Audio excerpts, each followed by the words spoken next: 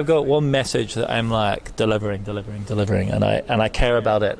I mean, obviously everyone in the world is either impressed or even afraid of the success of the Chinese green energy revolution. And it's dramatic, and it's happened very quickly because it happened during COVID when the rest of the world was worried about COVID.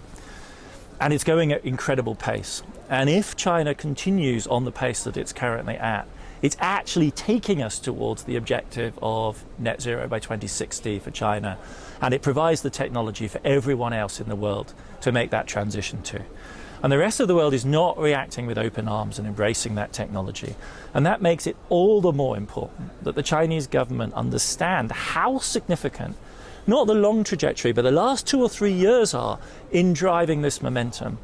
And this is critical because next year, over the next 12 months, China has to formulate its Paris commitments under the Paris Climate Treaty of 2015, of which it's a loyal member, unlike the United States, loyally committed. But the crucial thing is how ambitious are China's commitments going to be. The hope has got to be that in the face of the opposition to China's green industry in the rest of the world, Beijing makes the brave decision to go, we know it's a leap into the unknown, it's a radical transformation, but we are going to double down on the success of our industries and go with that pace of change. What we've seen in the last 2 years. Imagine how quickly things would change if the car fleet continued to change at the pace that it's changed in the last 2 years here, which has been a revolution. If solar continues to build out. And so that choice between a conservative safe path and an accelerated path exploiting the existing momentum is crucial. And it's crucial for the global environment, and China is such a big piece of the emissions pie in the present and the future, not so much in history but in the present and the future, that it affects everyone else's choices. But it's crucial for China too, because the longer you delay this transition, if you are actually going to meet President Xi's objective of neutrality by 2060, if you postpone the moment of tipping down, the path you have to be on by 2035 is vertiginous. It's like falling off a cliff. If you start moving now with the momentum of the green energy, if you peak emissions in the power sector this year, which is within reach in China, the path is much more manageable for China too.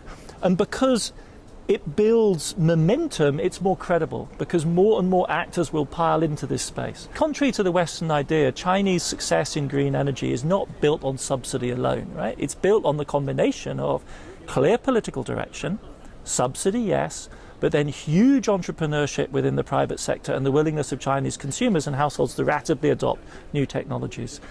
And you need to build all of those 4 elements together, and the more committed you are, the more rapidly you move, the more credible it becomes, and so in a positive circle, the more easy it is to make this move.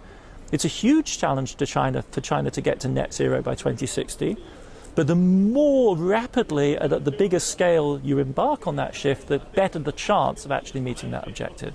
So that, I think, is the appeal, frankly, of the climate community the world over, is don't slow down.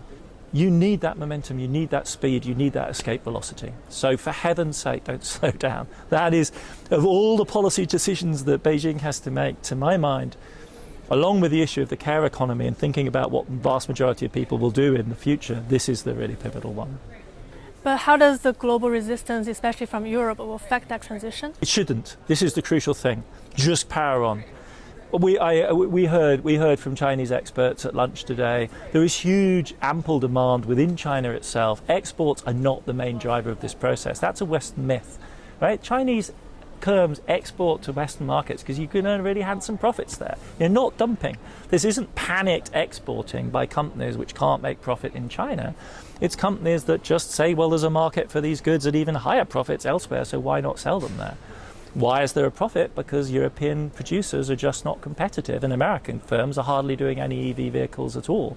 So there is this space in the global market, but China shouldn't react. You have a world-dominating industry growing incredibly rapidly in this country. Everyone is freaking out. That's why they're doing these measures. Stick with your own strength. Don't respond to their weakness.